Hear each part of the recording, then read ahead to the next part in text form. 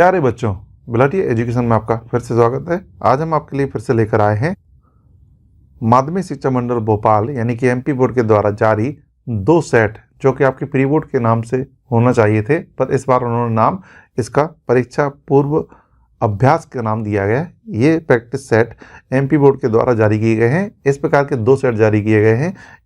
इस वीडियो में हम देखेंगे आपकी क्लास 10th का, ये देखिए, साइंस सब्जेक्ट के सभी ऑब्जेक्टिव टाइप के क्वेश्चन से इसमें हम के आंसर आपको देंगे।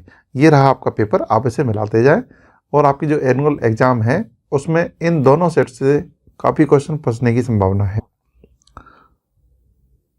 चलिए आगे चलते हैं। इन्हें आप स्क्रीनशॉट लेते जाएं सभी उत्तरों का। देखिए, चलिए ये रहे पहले क्वेश्चन रहे। देखिए, पहला क्वेश्चन सही विकल्प चुनकर लिखिए।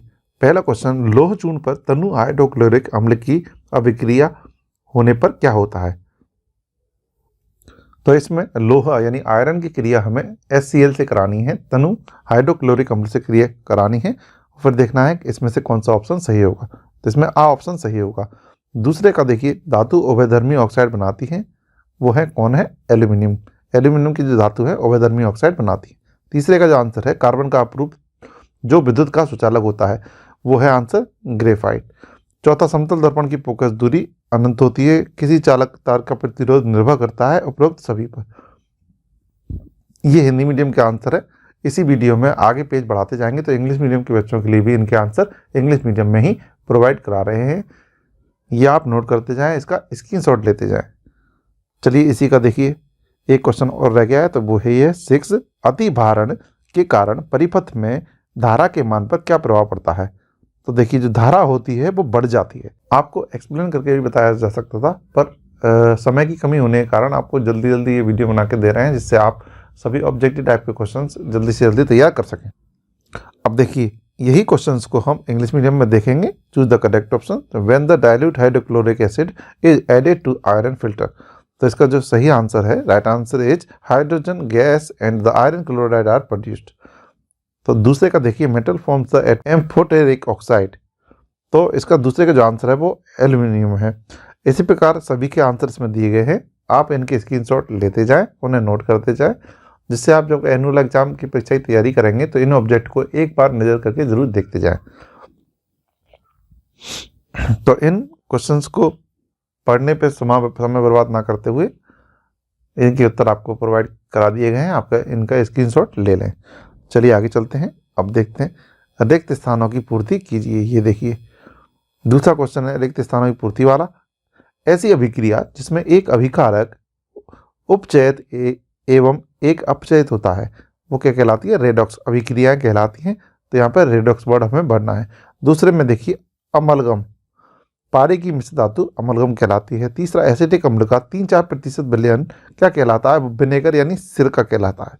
चौथा देखते हैं, जो थायरॉक्सिन नाम का हार्मोन होता है के संश्लेषण के लिए आयोडीन अनिवार्य है।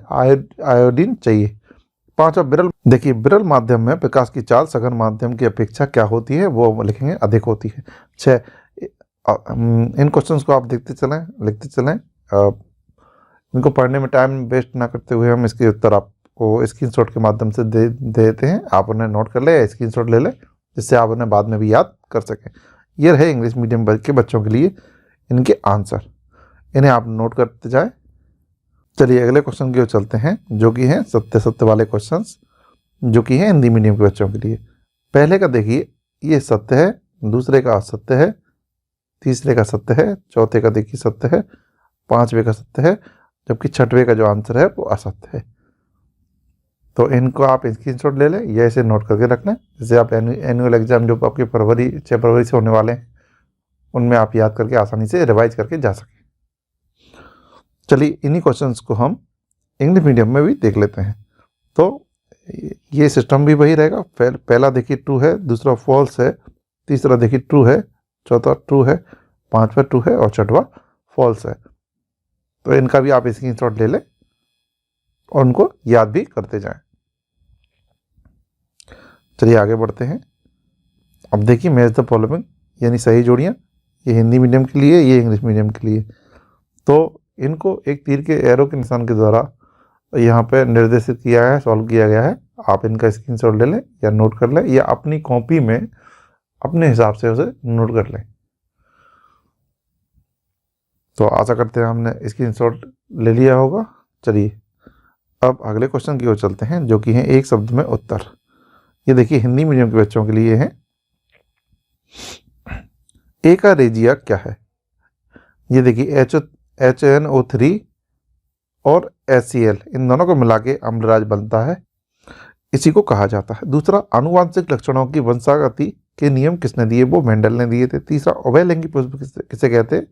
ये इसका आंसर है।